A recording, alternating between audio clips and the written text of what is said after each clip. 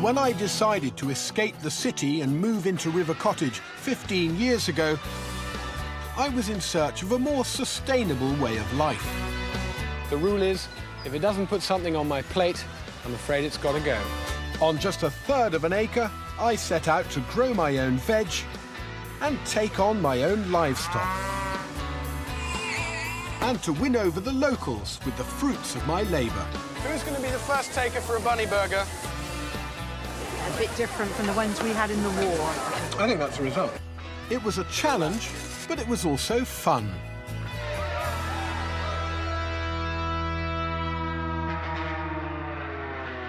"15 years on, and my little downshifting experiment has branched out in all kinds of ways. But at its heart, today's River Cottage still runs very much according to those original principles. Connect with the seasons.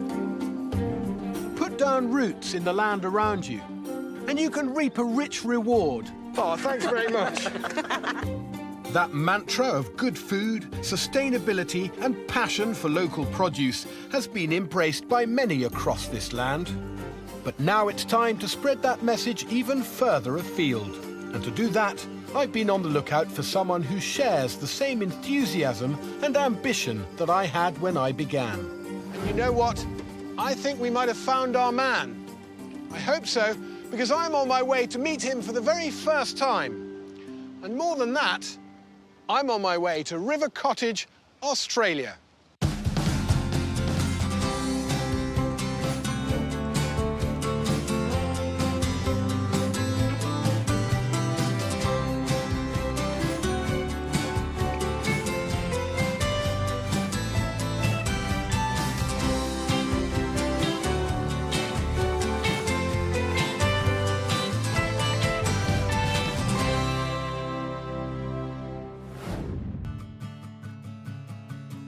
It's my first time in Australia, but I've no time for city sights. Once again, I'm escaping to a small farm holding in the country. A 5-hour drive south of Sydney to Central Tilba. Our new River Cottage smallholder's name is Paul. He's from Tasmania, so this part of the world is going to be new to him too. The landscape is really starting to open up, and it's pretty special. Beautiful country. Close up, I can see that the vegetation here really is completely different. And that means the menu's going to be pretty different too.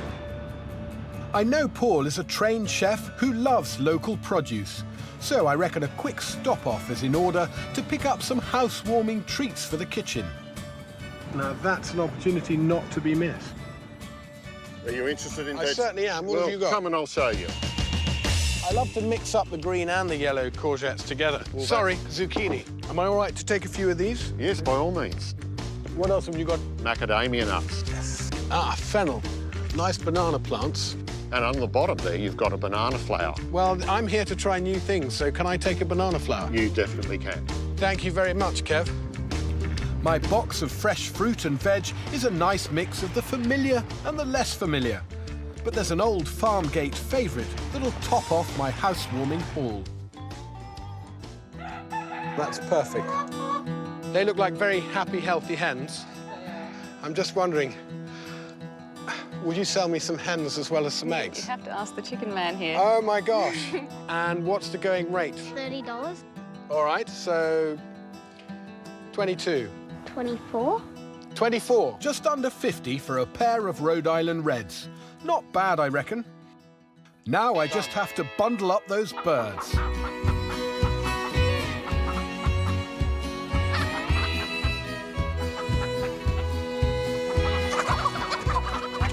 Oh. There we go. Good girl. You have a nice, comfy ride. And we're back on the road.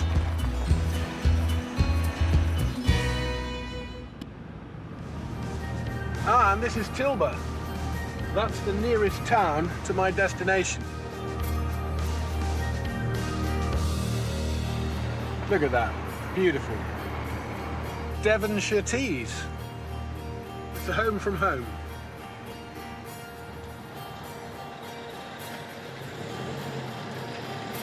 I can see some buildings just at the top of the track here.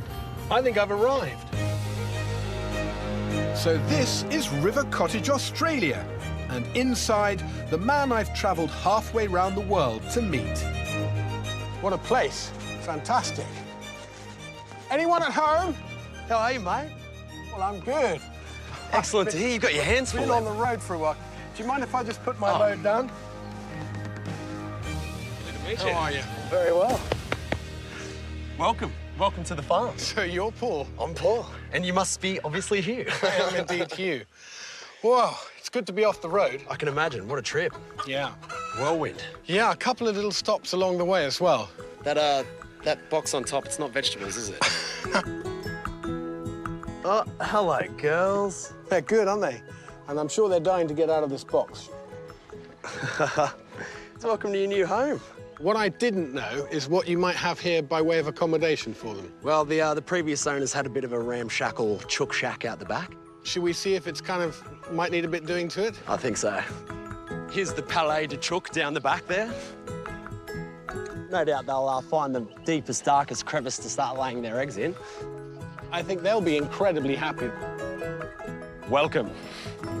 What do you reckon, girls? Suitable? You've already done quite a bit of hard work around the place. Well, I haven't been here for very long, so it's there's a lot more to do. I bet. Actually, one thing that might be worth doing is cutting some of the grass right back. They can make dust baths and things in that. Well, we've got the whippersnipper in the shed. I reckon we can arrange it. The what? The whippersnipper. Is that like similar to a brush cutter? A strimmer? Is that a strimmer? You've never heard of a strimmer? Never heard of a strimmer. It's a pleasure to finally meet Paul, and I only have a week or so to help him get the farm up and running.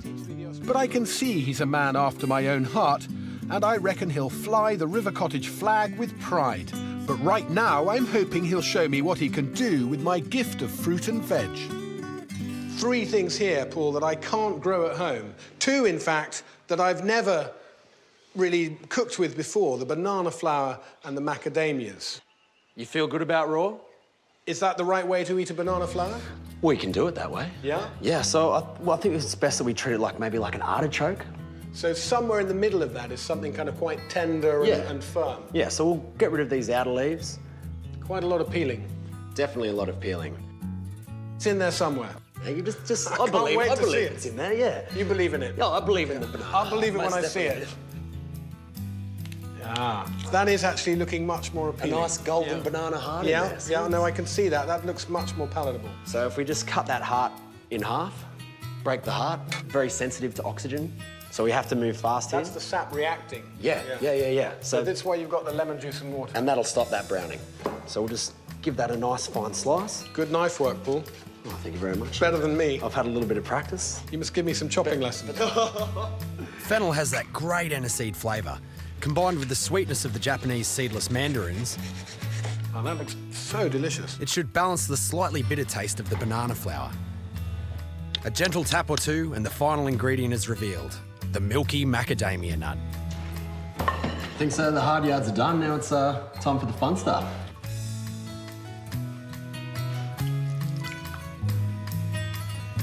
A few feathery fronds from the fennel bulbs, a drizzle of olive oil and a squeeze of mandarin juice, and our very first Australian River Cottage salad is ready for tasting.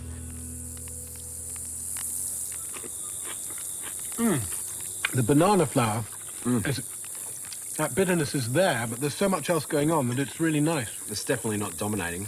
What I love is these ingredients that I can't get at home. Thank you, Paul. That's a great salad. My pleasure, Hugh. So what do you think of this place, Paul? Hugh, I reckon if I shut my eyes and concentrated and really thought and imagined about my dream property, I reckon I'd be sitting right here on this step. It would look like this. This place ticks all the boxes for me. I'd eat that dinner, get a good rest tonight, because I think we've got some hard work to do tomorrow. So you think tomorrow might be a day of digging? I think it's definitely going to be a day of digging tomorrow. The whole place feels full of possibilities. And I don't think you'll get bored of that view. I doubt it.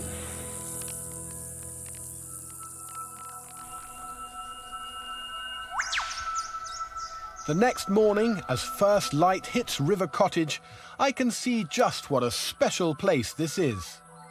It's an old dairy farm, around 10 hectares or 23 acres, huge in comparison to my first River Cottage. But it may not seem that way to the other new residents, Ruby and Rosie. They've been cooped up all night, and it's time we gave their place a good tidy up. Can you see them? Oh, yep, they're both roosting. I think they look quite comfortable and happy in there. And they'll be happier still once we freshen up this ancient coop. If we can somehow get in and get that structure out, we can assess whether that is ever something they're likely to lay on. Let's go. Let's get in there. It's not that there's room for two in there. Yeah, I think this will be a piece of cake now. Oh, it comes out in layers. It doesn't want to move, does it? If I was a snake, I'd definitely live in there. It's definitely fox, and I think it's probably paw-proof. Thing is, if we get it out, we might never get it back in. I think it's going to have to go back in. Oh. You don't mind if I move into the house, do you, Paul? Yeah, no, not at all. This is... Yeah, good. Welcome back to the outdoor world. Yeah, I don't think living in a chicken coop's for me. I think I'll take the farmhouse, personally. Good choice. A couple of comfy nesting boxes should help them feel at home. Yes, that just looks a little cozier and darker. So I think the acid test is leave them for a day and see if they lay. Well, fingers crossed. All it needs now is a quick whippersnipper, or strimmer as Hugh might say, before the girls settle down to breakfast in their new home.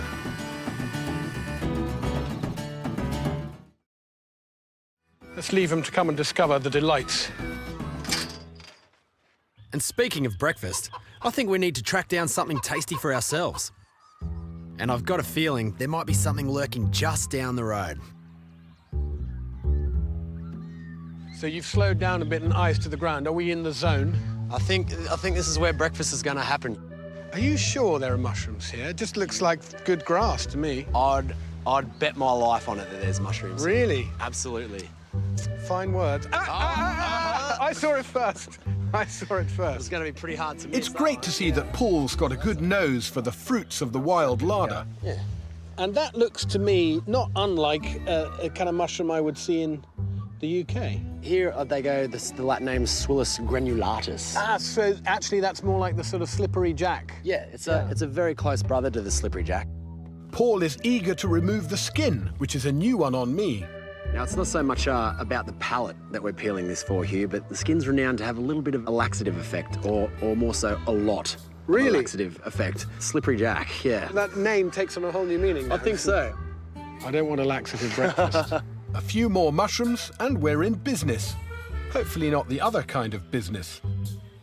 Triple here. Of course, positive identification is key to avoiding any poisonous types. These look a little fresher. It's quite the little haul we've got there, Hugh. Just about enough? I think that's going to do the job. Let's find a good spot to cook up.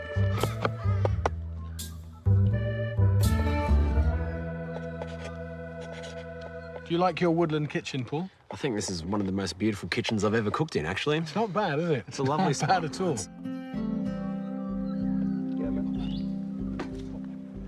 So just with these, I think the key for cooking them is going to be a nice hot pan and cook them in batches so we don't overcrowd it, so they just can get a nice seal on these large chunks.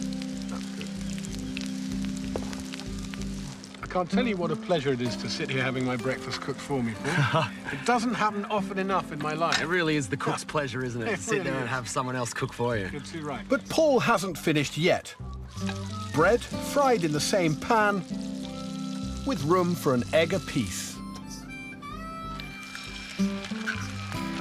Masterfully done. I've just had a final thought. Something a little bit green as a final garnish. May I? I'll leave it in your I think capable I saw hands. some over here.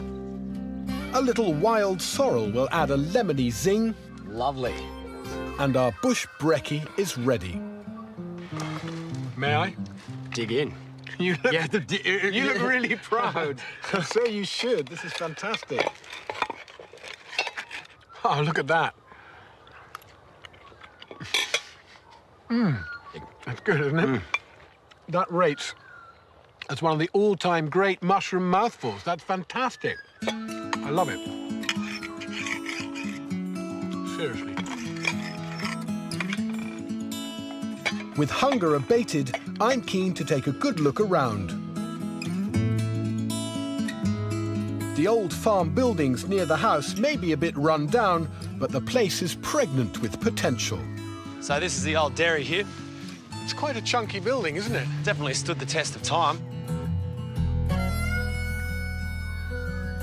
But this is a fantastic space. It's a big room, isn't it? Yeah, definitely nice and open. See how much light is coming through. Imagine if you took the whole roof off and replaced the whole thing with clear corrugated.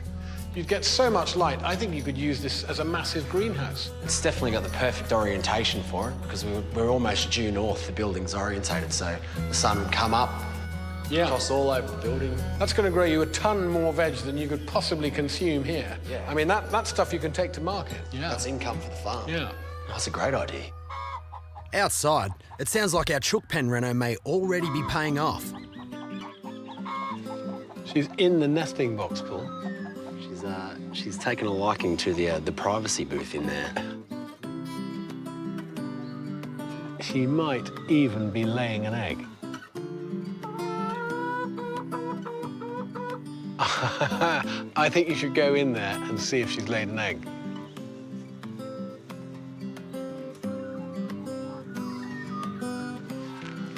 No way! You beauty! Absolutely fantastic. How does that feel? The first piece of produce from the farm. Don't think I've ever seen a more magnificent egg than that. Paul's first egg, he's speechless. What you could do is you could put that egg back in there, and it might just give Ruby the confidence to go in and lay after her. A 2-for-1. Definitely. We're on a roll, and inspired by our discovery, I'm keen to see what other goodies we might uncover. Oh, here we go, Hugh. We've hit the payload here, mate. That's fantastic. We've got one of these exactly the same, right in the middle of the veg garden at River Cottage, filled to the brim with fantastic soil, mulberry tree in the middle, surrounded by loads of salads and edible flowers. What a great piece of continuity. I know. It's lovely, isn't it? Let's find a home for it in the garden. Ooh, surely we have to try this. Oh, I feel like a crazy hamster. Maybe it's your turn now.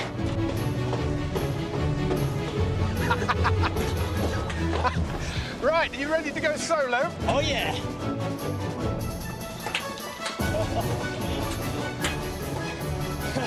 It's out of control! It's no mulberry tree, but I think it'll do. I got 4. Okay. Love it. After sizing things up, I've decided my veggie garden should be out the front of the house. It's closer to the kitchen, and straight away, it's looking like a great choice. Check out this soil, Paul. It looks great. Looks like we've got ourselves some Tilba gold here, Hugh. Is that what they call it? Certainly is, and I think for good reason. It looks like the veggies are going to lap that up. I don't know about meeting in the middle, Hugh. At this rate, I'd say I'm going to be meeting you there. You could be right, Paul, but what you're getting from me is very straight edges, OK? Don't destroy my straight edges. Ugh. I think you might have the wrong tool for the job there.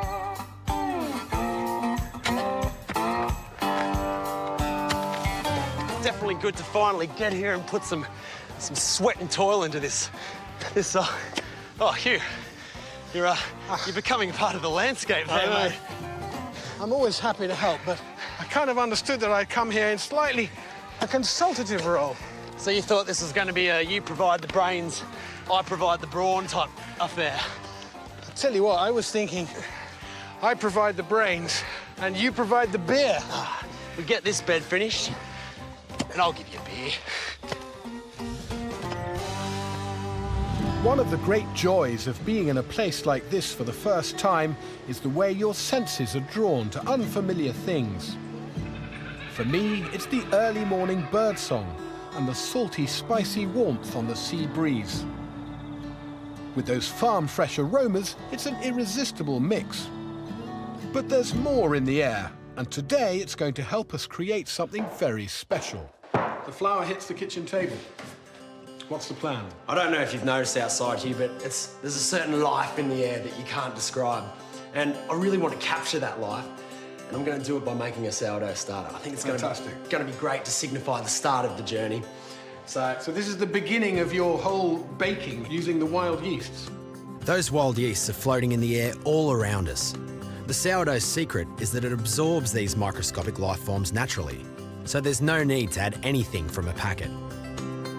I know it sounds a little bit highfalutin, but you are using the life force of the air around us, aren't you? And the beauty of it is that every different location will have a different set of wild yeast. So that's why I really think it's important that we start this one fresh here, because no other starter's going to have the same magic. And what are your sourdough starter secrets? Well, the secret is that it's really, really easy to do. So I've got 3 different flours here: the whole wheat flour, spelt, rye. So that's sort of spreading your chances of capturing wild yeast. Well, if we've got all 3 together, they're going to be capturing the biggest range of the wild yeast here. To get the ball rolling, we're just going to get a scoop of each in the bowl. And then it's just as simple as adding water to make a batter. If you didn't have access to all these other flours, you could just make it with a wheat flour if you wanted It'll to. get there in the end, won't it? Almost Definitely. any flour will find yeast sooner or later. It's coming together. Do you want another splash? Yes, please. Yeah. It's really a hotbed of culture in here. It's just a matter of time and heat now.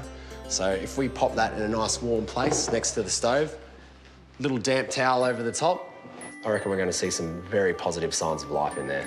To make sure of that, we'll need to keep feeding it with a little more flour and water over the coming days. And my fledgling veg garden will also need a little kick along. So we're on our way to meet Tabitha, a local seedling expert. And judging by her farm, that's not all she grows. This is it. So what were you after? Well, I'm a bit new to the area. Yes. And Hugh's obviously from the Northern Hemisphere, so we're not really sure about the climates. I mean, I'm from although- Tassie, so... Anything that you see here today, you can grow. Fantastic. And give anything a go. My best garden in this area is in winter. Yeah, right. It's the most I fabulous. love that And attitude, even though we're heading towards winter now, it's Give an it all, okay yeah. time to be planting. Most definitely, it's perfect. Look at this kale over here. Yeah, there's kale, and I have up to sometimes around about 9 different varieties of kale. Russian kale, that's what I call that. Red Russian, yes, yep. Thank you. And what people love about it too is that it colours up Oh. brilliant at this time of year. Got to get some of that, Paul. Really good. Come this way, your party. So with one prize red kale in hand, we'll get nasturtiums, some lemon thyme, and a huge selection of leafy green veg. Right, I think I'm going to have to come behind you carrying this one. Manhandle that one. On you go. Are you safe with that vehicle? I think so. I don't have a license for it, but I think I've got a handle on it. You got enough, Hang on a guys? sec, Paul. Look at this. Look. What is that? That's your growing medium. This is my secret ingredients. Come and I'll show you. Well, this is camel manure. Camel manure. Camel I manure. haven't seen any camels. Have you got camels I've here? got 5 camels. No, get out of here. I think we're going to have to go check this out at the source.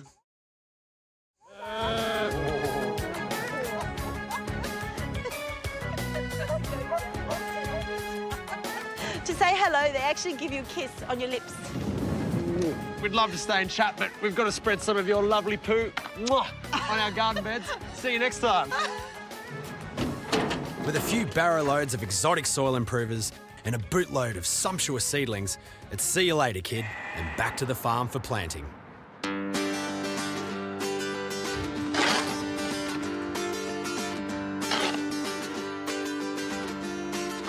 So has anyone told you what Tilba means, Hugh? No, what does it mean? Funnily enough, it's living up to its name today because it means windy.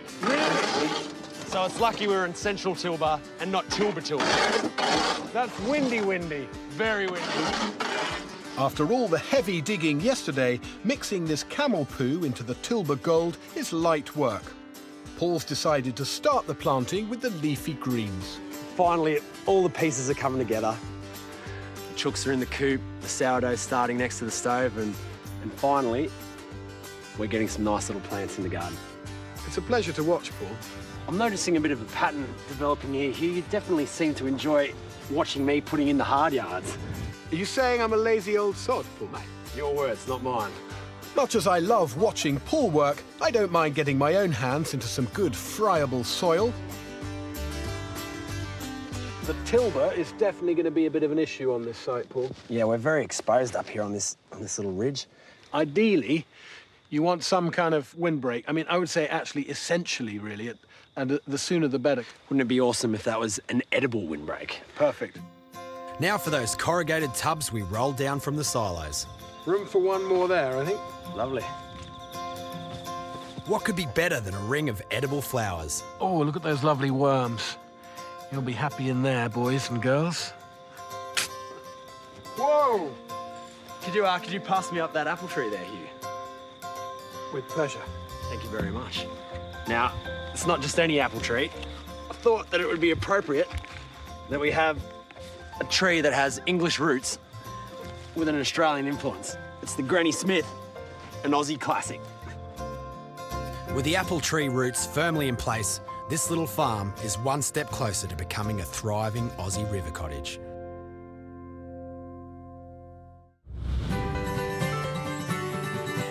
I know I've got plenty of hard yakka ahead of me to get this place into shape.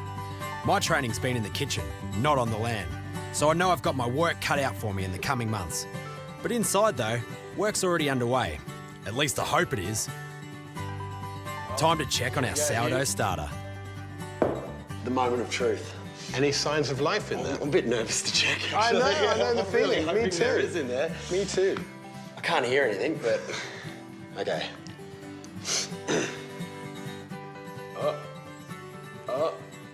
Come on! That is bubbling away.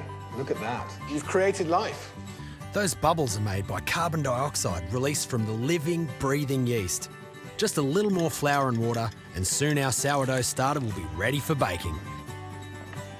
And how far are we from that first loaf of bread? Well, I think at this rate, if we keep feeding her up and that sponge is getting lighter and fluffier, say about 2 or 3 days, I think that's a good guess, yeah. And I might still be around then. Well, hopefully so. Otherwise, I feel you're going to be missing out.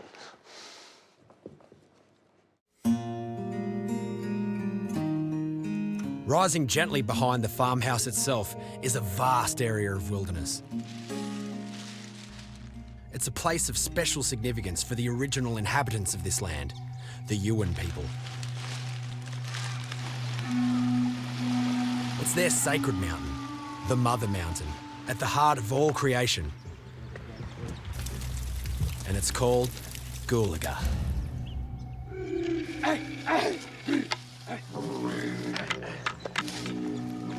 Today, the Yuin people have offered to take us to the summit of Goolaga, so we can hear more of their stories and learn how this land has sustained them for over 40,000 years.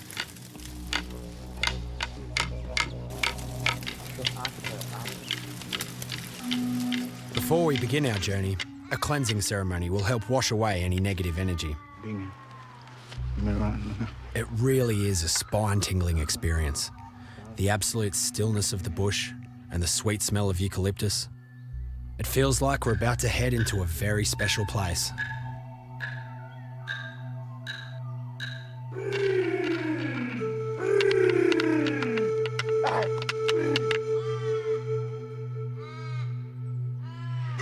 Warren and Kerry will be our guides on the 2-hour trek to the summit. They know this place better than anyone. And that means they know exactly where to find some delicious bush tucker. Okay, so here we've got the sandpaper fig tree here. But we have to be careful about these big leaves here, because this is we call it a stingy tree. Really? Yeah. It's got a sort of nasty sap of the leaf? Or? No, you just touch it, it's got all these little hairs. Yeah, so we use this here sort of as a medicine. So if you broke your arm, or something, we just put it on your arm and it just numbs all that there and takes the pain away. Huh. How strong are you feeling today, Paul? How big are those shoulders of yours? I could get in there and shake a few down. Will they shake up? I wasn't thinking that. Oh, you're going to get on top. Yeah, right. Are you ready for this? I can do it. Are you all right there? Yep. Are you sure? Stable? And you've got that giant stinging tree there, was it? There's plenty of fruit ripe for the picking, as long as we can avoid the tiny hairs of that stinging tree. All right, I think that's enough figs. I've got a fig for everyone. I'm ready. You're coming down. Whoa! And look what I got for you. Oh, what a reward.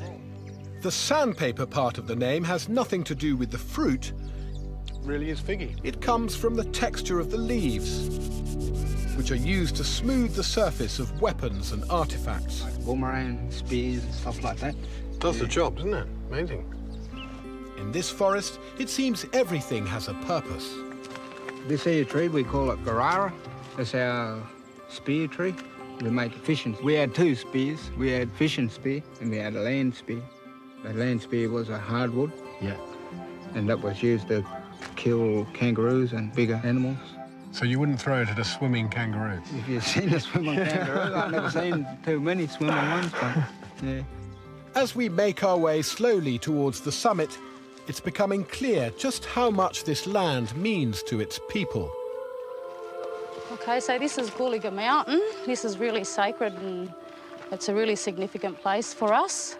You could see actually Bermagui out along the horizon. And just down the foot is Walliga Lake. In the Dreamtime story, Gulliga gave birth to two boys. The older one, Barangubba, left home to go fishing. He's now Montague Island. The younger one, Nunjanuga, or Little Drom, stayed closer to his mother. That's that big rocky Yeah, that escarpment. big rock area, yeah. I've never seen a landscape quite like this before. Massive boulders are scattered about like the playthings of giants. And as we approach these guardians of the land, Warren announces our presence. Is that an eagle of some kind? Yeah, that's wedgetail. Yeah, that's a good sign. That's a good sign. Yeah, when we come in. Every bit of this land has meaning. The centrepiece of this sacred site, known as the Tors, is the healing stone. We come up in, we put our hands on there, and we send out all that healing out to people who are sick. If you like, we can put our hands on there and send some thoughts out to any person who's sick.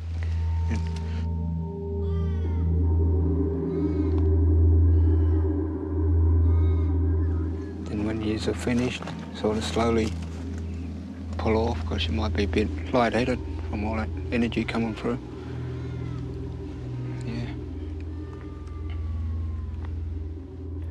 I found it quite hard to let go, actually. Some people feel like their hands are sinking into it. Yeah. And nearby, the pinnacle of the sacred story, Gulliga herself. Where we are now, men and women are allowed, so it's pretty okay because we're in the womb of the mother. So where we are here is the source of life. Yes, it is, yeah. And this is our mum.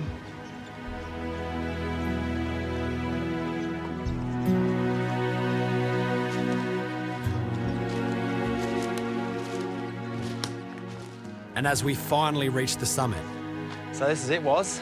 suddenly it all becomes very clear. After walking up here and learning about the life force of the mountain, the connection between the sea and the land, it's just really made me realise that we're as much part of this land as this land's a part of us. Thank you for coming up and showing that respect for the mountain. How could you not respect it? But we're not quite done for the day. As we head back down to earth, there's a welcome detour. Vivienne's a respected Yuin elder, the keeper of bush recipes, and we're in for a treat brought all the way up here from the lake below. I've got some oysters. You've got oysters? Oysters. Vivienne's whipping up some oyster patties. Starting with a base of chopped tomatoes and spring onions, she cracks in an egg and whisks it in. It smells great. Then she stirs in the fresh salty oysters and a generous helping of flour and water to bring it together. It's a really simple batter, just flour and water. Yes, Mum thought so. That's how she made it. Is it her recipe? Well, it was grandmother's. So it goes way back. Yeah. The patties look quite substantial for an oyster dish, which is great because I'm absolutely famished. Just a couple of minutes on each side and the patties are cooked to a glorious golden crispness. So there you are. Beautiful. These look great, Viv. Yeah, we just normally just pick it up with you. We're just tucking in now? Squeeze the lemon on it. Oh, my goodness. How about that, Paul? Viv, it really spoiled us here. Yeah. Couldn't imagine a better food to have after coming down the mountain. Beautiful. So the oysters are from the lake. Are there any other treats in the lake we should know about? Yes, there is. There's No, more. there's plenty more. What else do we get? Jungas. What's a junga? It's an octopus. Octopus. Yes. And do you eat the octopus? No. I You don't. don't? Yeah, we eat octopus. You're not so keen, but you like octopus. Yeah, I eat octopus. Jungas. Paul, do you like octopus? I love octopus. Yeah. Maybe we should go get some. Do you reckon you could show us the ropes, boss? Yeah, I can show you a few tricks. Yeah. And how to catch them. So tomorrow you can take us hunting Yeah, for we octopus? could take it. Fantastic. Deal, mate. Yeah, no See you worries. there.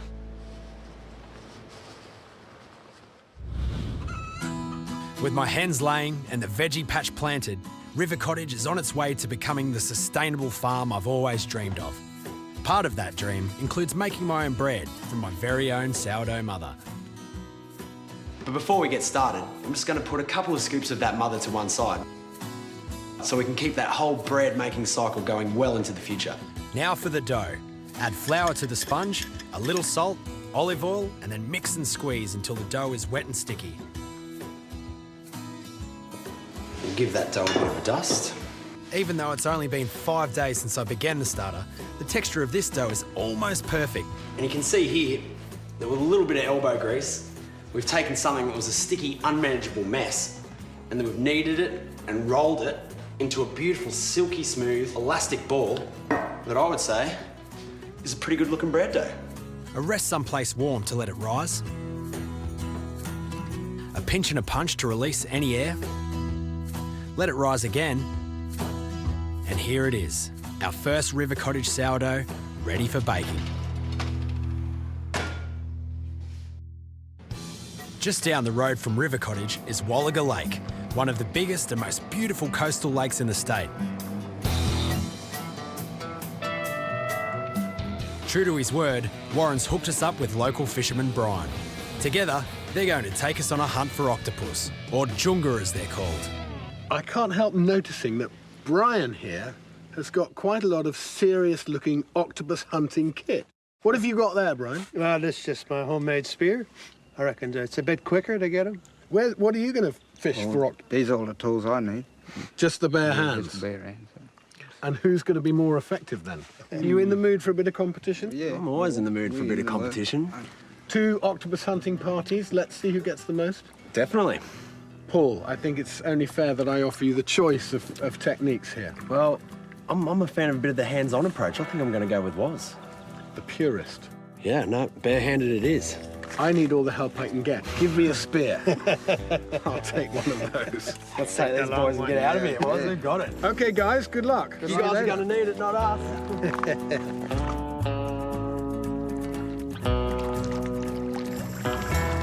So, Woz, this is my first junga hunt. I've got absolutely no idea what I'm looking for here, other than something with a big head and 8 legs. What we look for is a nest and... Something like that? Yeah, something like these here shells. Yeah. No junga there? No hole there, right? So shells in a hole? Yeah, shell and a hole. The locals reckon there's such an abundance of junga here that the shellfish they prey on are under pressure. So taking a few out can only help restore the balance. So when it comes to the crunch, we found a hole, we've seen the shells. What's the go, mate? Just hand. Well, we just use our tools that we got, yeah, and we'll just grab him by the head. Finding a junga in its nest isn't too difficult, but mustering the courage to put my hand in is another thing entirely. And just put my hand down there, he's going to grab me? In there and just grab him. Yeah, you got him, Grab him now. I don't know if I've caught him or if he's caught me. Have a look at that. The quickest and most humane way to kill a junga is to turn its hood inside out. Got the first junga. Yeah? Cheers, Woz. He's going to cook up a treat. Unlike me, Warren makes capturing a junga look easy. That's 2 to us. Across the other side of the lake, Brian and I are kitted up in our snorkeling gear so that we can look out for free swimming jungas, as well as those holed up in their nests. It's the relatively high-tech approach. And with a thrust of his spear, this one is quickly dispatched. Let's go and see how Paul and Warren are getting on. Yeah. See how the competition's going.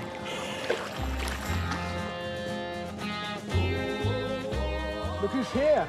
Looks like Paul's got himself one. Definitely did. And Warren as well. I can't believe it. It's 2-1 to the barehanders. Well done. I put a hand on your back, but you might get a couple more legs than you bargained for. Thank you. Well, Good job. Good victory. Well done, everyone. good haul there. And plenty to cook with. Well done. You going to come round if Paul and I cook them up? Yeah, I'll come round. Let's do it. Hugh and I have decided to make our octopi the centrepiece of our first dinner party tonight. And in the ongoing spirit of competition, we'll see who can come up with the tastiest octopus dish. Now, I've got to admit that capturing this junga was a pretty intimidating experience. But the preparation of octopus shouldn't have to be a difficult experience, and it's not. So first things first, we're going to give it a really good rinse. The flavour that we want to come out is the flavour of the actual octopus flesh itself.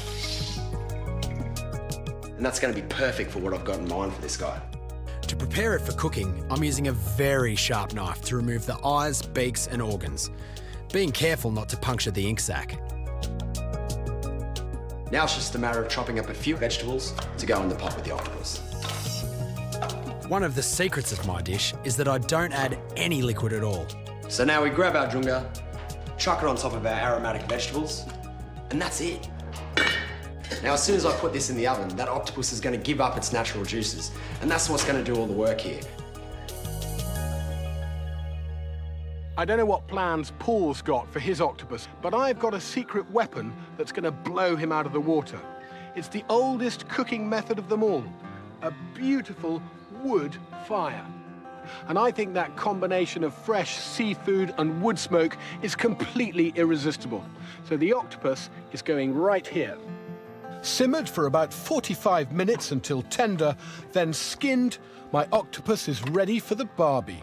While my octopus is slowly charring, I'm going to make a delicious, fresh, zingy salad to toss with it, and I'm going to start with a really punchy dressing. And what I've got here is some of this beautiful, fresh lemongrass, which I've chopped up and pounded in the pestle and mortar. I've poured over some good glugs of olive oil, and that's been steeping for half an hour, so the oil's fully infused with that lemongrass flavour. And that's going to get a hefty hit of freshly squeezed lime. Some grated ginger, pressed to release its intense juice, plus a good whack of pepper. So now I'm going to build up the crucial elements of this delicious salad. First of all, with some super sweet, tiny cherry tomatoes. Then some crunchy, cool cucumber, colourful baby capsicums, and some fresh spring onions. I'm grilling the already tender octopus just long enough to char it, about 10 minutes. Oh, yes. There aren't many tastier things than a nicely charred octopus tentacle. And I think this is done. So now it's simply a matter of chopping my warm, charred octopus into bite-sized pieces and adding it to the salad to absorb that zingy, zesty dressing. So after 2 hours in the oven, my octopus is tender, and just look at how much liquid it's given up. I'm going to strain that off, because that's what gives my dish its rich seafood flavour. Quickly slice up some Spanish onion. Really nice and finely, these beautiful baby radishes. I find it easy when you're dealing with an octopus to start doing things by division. Cut it in half, and then individually cut each one of those 4 tentacles off every set you've got. Nice and thin, so when I lay them down on a plate, they really present nicely. And now for that liquid that I drained off earlier. Because it's come from the octopus itself, it's quite salty. To balance that saltiness out, I'm going to add the tart Spanish onion and the crisp baby radishes. Finish off with a generous drizzle of olive oil, and my favourite for almost any seafood, the juice of a fresh lemon. And there you have it, hand-caught octopus roasted in its own juices. it's got the colours, it's got the flavours. I don't know what Hugh's doing with his junga right now, but he's going to have a tough time beating this one. As our guests arrived for my first ever dinner party on the farm, we had the finishing touches to some simple side dishes to accompany our competing octopus creations.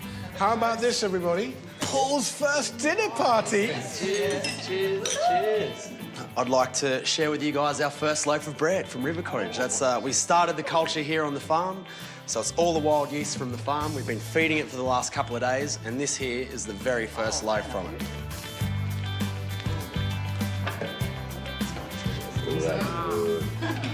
Small town. Some of these eggs are yours, and some of them are now Paul's because they've been laid by Ruby and Rosie. Do you think we've done your eggs justice there? Is it up to scratch? They were good. I've got to say, they were good. Thank you. The ingredients do all the talking. The octopus. We've got 2 different dishes prepared by 2 different cooks. I'd like you to try them and tell us what you think. Right, there you go. You want to help this off? Paul, do you want to pass that one around? We'll come out and have a look. Yeah.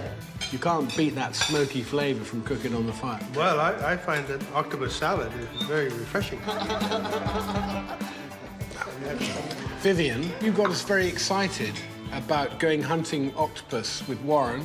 You told us that you didn't like octopus, but we really wanted to cook it so well that you might change your mind. Have we converted you?